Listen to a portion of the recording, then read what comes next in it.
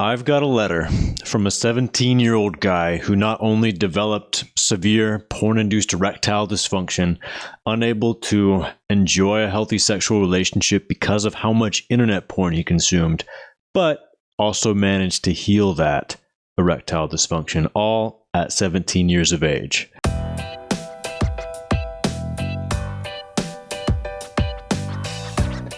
Let's see how he did it. Anon writes, "First of all, I want to thank you and the NoFap or No Porn Recovery community. You guys are doing such an excellent job at shedding light on the dangers of pornography. Before finding the community, I felt lost and confused. Why would a 17-year-old have erectile dysfunction? I would ask myself.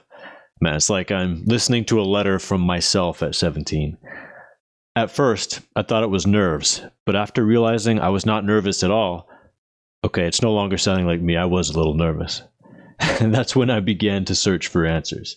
Luckily, I found resources such as yourbrainonporn.com and your channel, which exposed the truth behind my dysfunction. Porn was the problem all along. I'm glad you found us. I know personally how hard it is to connect those dots without someone drawing the lines for you, especially when you're emotionally attached to porn. You don't want to see it as something that's harming you, because once you actually accept that, you have to do something about it. And that's a difficult bridge to cross. So now that you're aware, and luckily you're aware at a young age, you have the wonderful opportunity to heal, to get this out of your life, and to recover your healthy sexuality just in time to live the entire rest of your life. To all the guys that are struggling with porn addiction and dysfunction, I know how hard it is to stay clean. I relapsed over 100 times and still managed to recover from PIED. After trial and error, I figured out how to abstain and started to make real progress. You could have easily given up after the first few times, the first 20 times, the first 99 times. You could hardly be blamed for believing after 99 relapses that you were just doomed to relapse forever, and you might as well just accept that porn is going to be a regular part of your life. But you didn't. You kept at it, and you found success. You kept learning from your mistakes. You kept experimenting with your own life and your own journey, figuring out what works for you and what doesn't, and kept taking new action and trying new things. So good for you. That commitment to keep moving forward no matter how many times you get knocked down is exactly what you need to succeed in this journey if you're recovering from a compulsion to use porn, no matter how much it's harming you. There are many ways to make that process quicker and easier. You don't have to relapse 100 plus times in order to learn what you really need to be permanently porn free. Some people will choose to take the hard way and will find success with it, but many more will have a greater chance of success and a greater chance of getting through that journey more quickly and efficiently if they have the proper support and guidance to help them.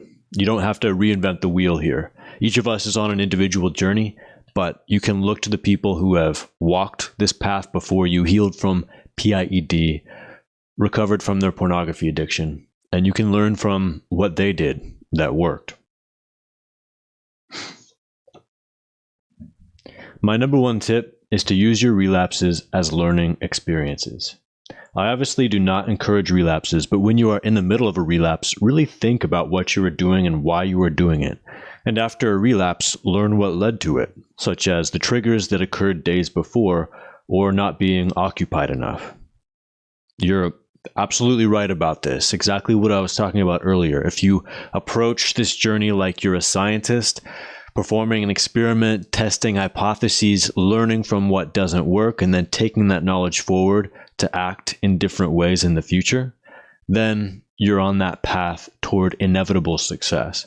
But if you are taking a more moralistic approach to this journey, punishing yourself or carrying a lot of guilt or shame when you mess up, and encouraging yourself to be better or to be good or to do the right thing in the future, often that moralistic motivation is not enough by itself to get you through, and in fact can even keep you in that cycle, because the weight of the guilt and the shame you feel about continuing to do something you know hurts you is such a rotten feeling that you want to escape it. And the way that you know how to escape or numb hard feelings is by using porn. And that becomes a cycle that's very hard to escape from. Again, thank you, Noah, for everything you have done for the porn addiction community. Now, let me share my story. When I was 11 years old, I was exposed to a picture of a woman with her legs open, revealing herself. I was disgusted, yet intrigued. That picture was engraved in my mind for a long time. At 12, I got a tablet for Christmas and had high-speed internet on it.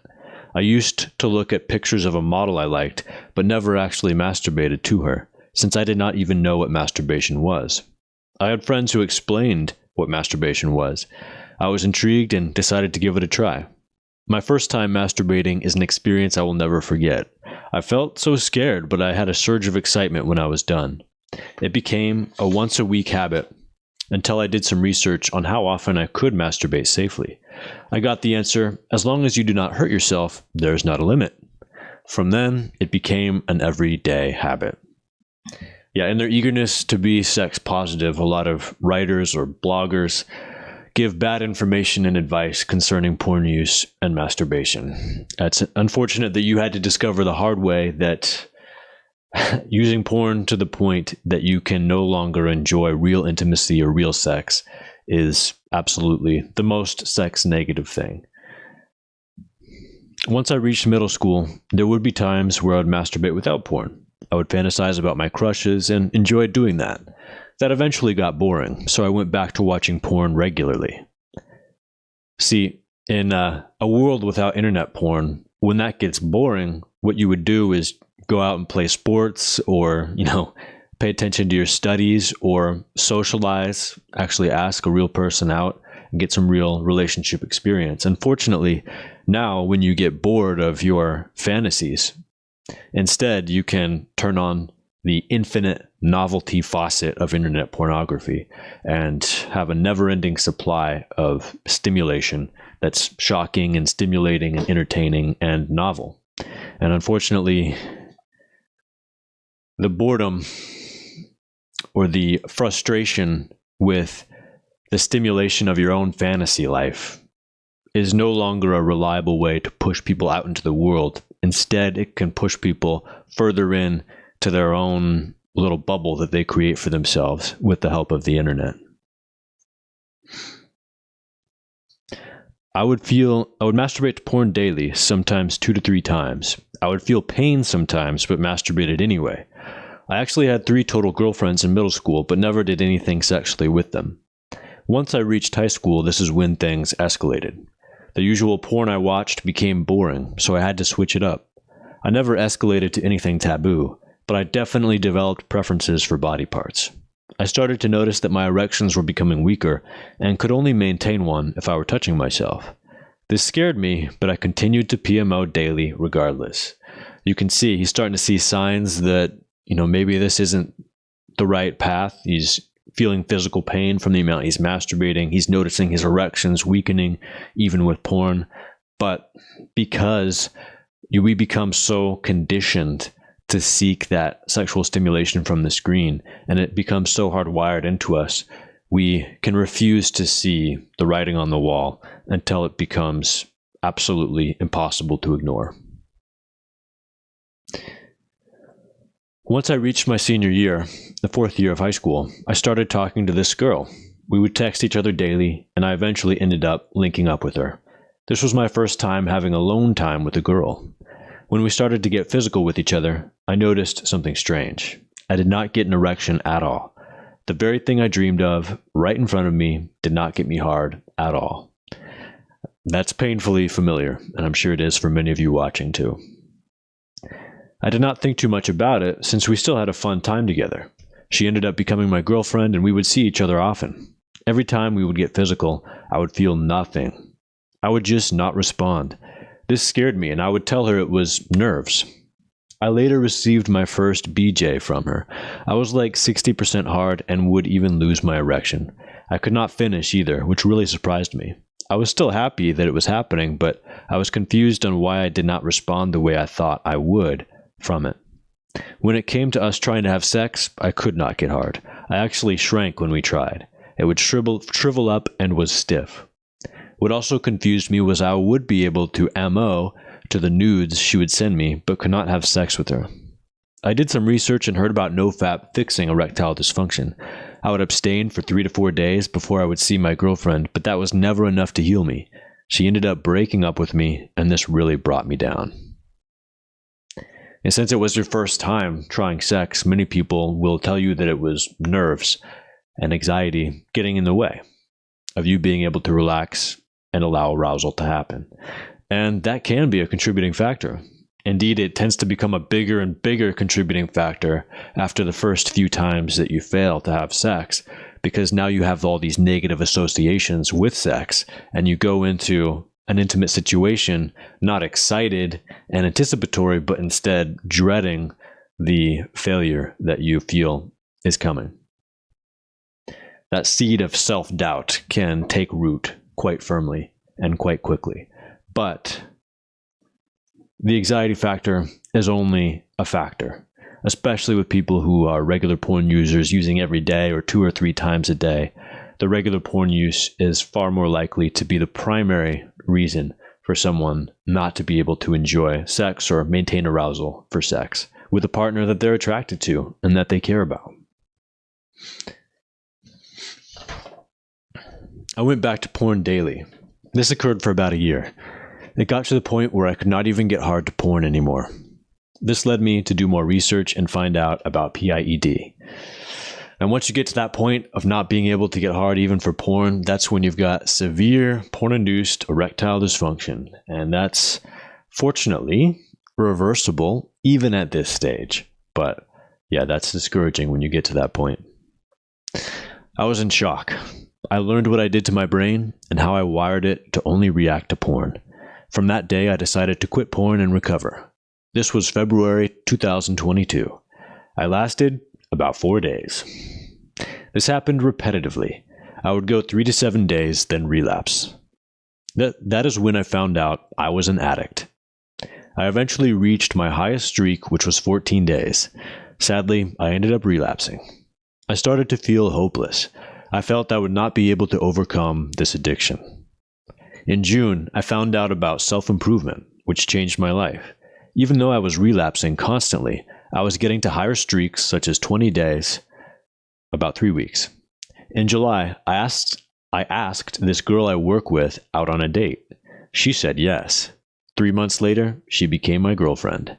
Hey, congratulations on never giving up on yourself, on never allowing those repeated cycles of binge and purge, of abstinence and relapse, to discourage you from thinking that the porn-free life was possible.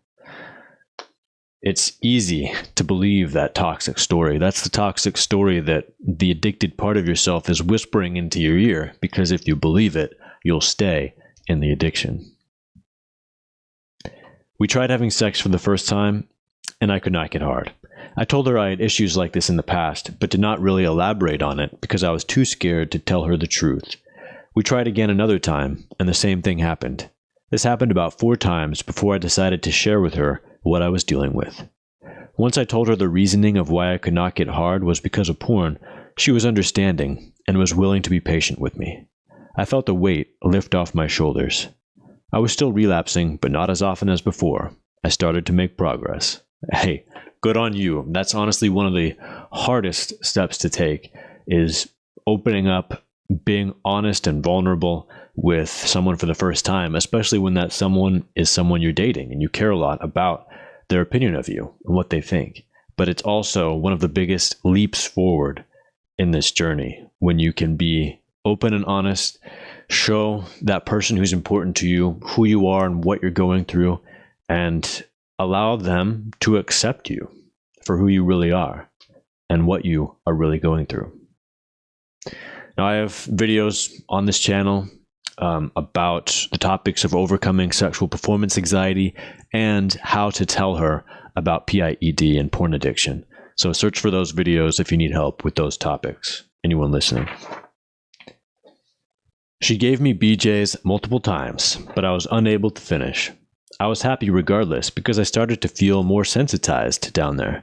That meant progress was being made. One day we tried having sex again. She gave me a BJ to get me hard, which it did. I ended up penetrating, but it was only for about 15 seconds. That is when we both, technically, lost our virginities. I could not keep my erection, which disappointed me. I was happy that I was making progress, but disappointed I was unable to please her. I ended up giving more details about what I was going through, such as how I wired my brain to porn and that I am rewiring with her. I showed her the Your Brain on Porn website and explained how I am really attracted to her, but my brain has not recovered from the amount of porn I watched over the years.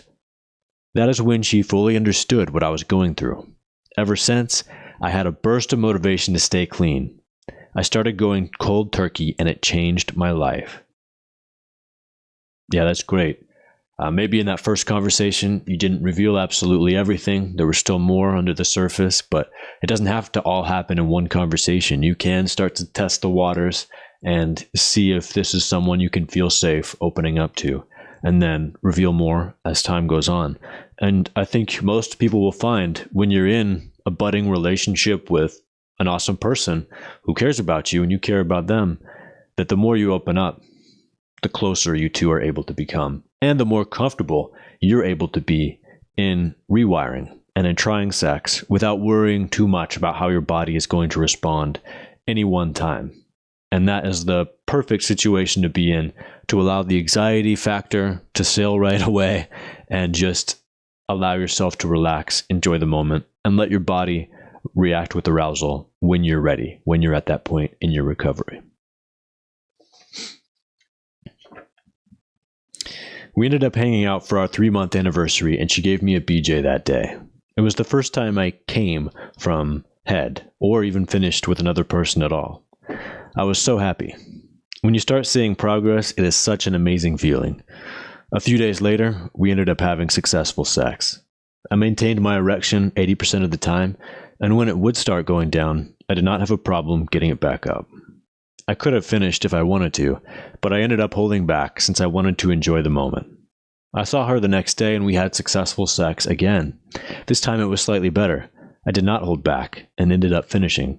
I have never been so happy in my life. I would not say I am fully recovered yet, but I am definitely reaping the benefits from not watching porn.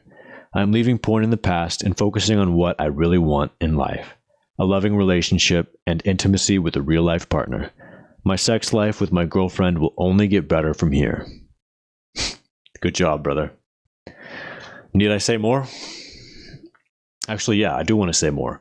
Not only good job, but be aware that even though things are great right now, you're in a relationship with someone you care about, you're reaping the benefits of recovery, you're experiencing sexual joy with another person for the first time in your life. That's awesome. But plenty of people get to that point and beyond, only to later throw it away and get back in the relapse cycle. I did it myself, and I know the danger of underestimating the addiction, especially when life gives you a punch or a 1-2 punch. Maybe this relationship ends at some point in the future and you're feeling lonely and rejected, and that's when the siren call of pornography will be at its strongest. And I just want to remind you that this is still a part of you, and if you open that door again, it's easy to invite all the problems it caused back to the surface of your life very quickly. And what I would recommend for you and for most anybody out there watching this video is to plug yourself in to a team, a group of people who have similar goals to you, so you can surround yourself with people who have similar values, who all want to live porn-free, some of whom are quite successful, 1 year, 2 years, 3 years porn-free, some of whom are in the trenches right now, struggling with it, learning how to live porn-free on a more permanent basis. But being able to share inspiration and motivation and knowledge with all those guys is what's going to make a huge difference in your recovery. And that's something that I provide. I run a group like that online. We have several calls a week. We have a Discord server where people can chat with each other through text, make accountability focused friendships. And I've seen it help so many people. And I would love to get more of you watching this channel, watching this video, into that group. It's $40 a month US through Patreon. So you can check that out from the links in the link tree below. as well as other resources like my website, my courses, and a free recovery recommendation from me.